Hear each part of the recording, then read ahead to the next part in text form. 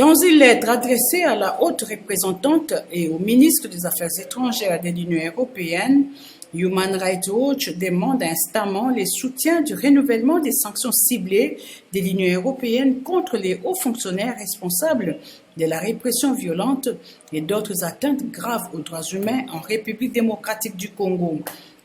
Madame Ida Sawyer, directrice du plaidoyer auprès de l'Union européenne, dit espérer fermement qu'une décision concernant le renouvellement des sanctions imposées à l'encontre des 14 individus congolais en RDC en 2016 et en mai 2017, renouvelée le 10 décembre 2018, sera prise prochainement. Les sanctions ciblées imposées par l'Union européenne ainsi que les sanctions de la part des États-Unis et les sanctions globales imposées par les conseils de sécurité des Nations Unies semblent, renchérit-elle, avoir joué un rôle essentiel dans la décision de l'ancien président Joseph Kabila à s'engager de quitter ses fonctions et à organiser des élections pour désigner son successeur. Mais la répression politique a continué à l'approche du scrutin dans un environnement peu propice à des élections crédibles et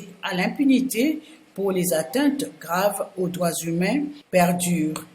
Ida Sawyer de poursuivre que bon nombre de personnes sanctionnées par l'Union européenne n'occupent pas les mêmes fonctions. Certains ont été promus à des postes plus élevés, d'autres affectés à des postes différents, mais tout aussi influents, et d'autres encore continuent de jouer un rôle dans les abus actuels, bien qu'avec un statut moindre.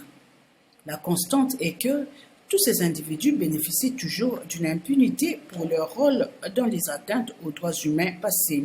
Le renouvellement des sanctions ciblées de l'Union européenne à l'encontre des hauts fonctionnaires responsables de la répression violente des droits fondamentaux en RDC ces dernières années démontrerait que les conséquences pour les atteintes aux droits humains perdurent jusqu'à ce que les responsables soient traduits en justice. Et l'Union européenne devrait aussi envisager d'ajouter Joseph Kabila et d'autres hauts fonctionnaires à sa liste, conclut-elle.